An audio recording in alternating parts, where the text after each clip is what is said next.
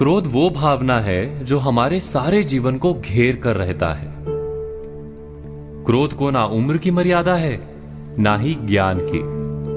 कब, कहां और किस कारण से क्रोध पैदा हो जाए वो कोई नहीं जानता। और जब क्रोध जन्म लेता है तो तुरंत ही विचार करने की शक्ति खो जाती है। बुद्धि पर अंधकार छा जाता है। वर्षों के संबंध पल भर में टूट जाते हैं। सारा जीवन बिखर जाता है। किसी भी कारागार में जाकर देखिए, अधिकतर अपराधी क्षण भर के क्रोध का दंड भोगते हुए दिखाई देंगे, पर फिर भी हम क्रोध पर अंकुश नहीं लगा पाते। बार बार हम क्रोध ना करने का प्रण तो लेते हैं, पर बार बार हमसे क्रोध हो जाता है। ये क्रोध वास्तव में क्या है, क्यों जन्मता है और क्यों अंकुश में नहीं रहता? उदाहरण के लिए आप एक बालक को देखिए। उसे किसी वस्तु की इच्छा होती है और उस समय अगर उसे वो नहीं मिलती या कोई उसे भयभीत करता है तो वो प्रतिक्रिया देता है। बालक की प्रतिक्रिया क्रोध है, क्योंकि बालक निर्बल है, निसहाय है। बालक अपनों से बड़ों को अपने वजूद का एहसास, अपने अस्तित्व की प्रतीति करवाने का प्रयास करता है क्रोध के माध्यम से।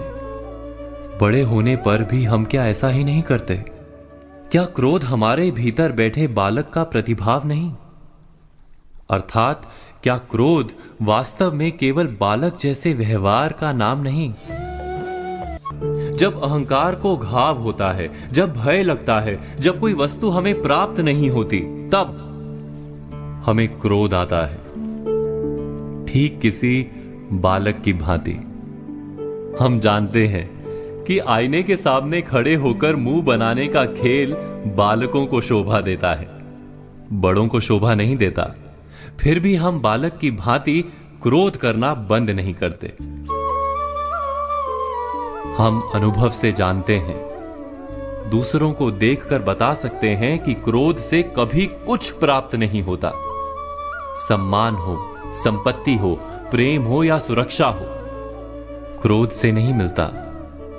मिलता है तो प्रयासों से, कार्य करने से, बुद्धिपूर्वक विचार करने से। मनुष्य मात्र अपनी आदतों के अनुसार ही जीता रहता है। क्रोध भी आदत बन जाती है। हमारे चाहते हुए भी हम अपने प्रतिभावों को रोक नहीं पाते। हम स्वयं को बड़े या पुख्ता मानते हैं, पर थोड़ा सा कारण मिलते ही हमारे भीतर का बालक क्रोध कर बैठता है। अर्थात क्रोध वास्तव में और कुछ भी नहीं, हमारी बालक बुद्धि का नाम है।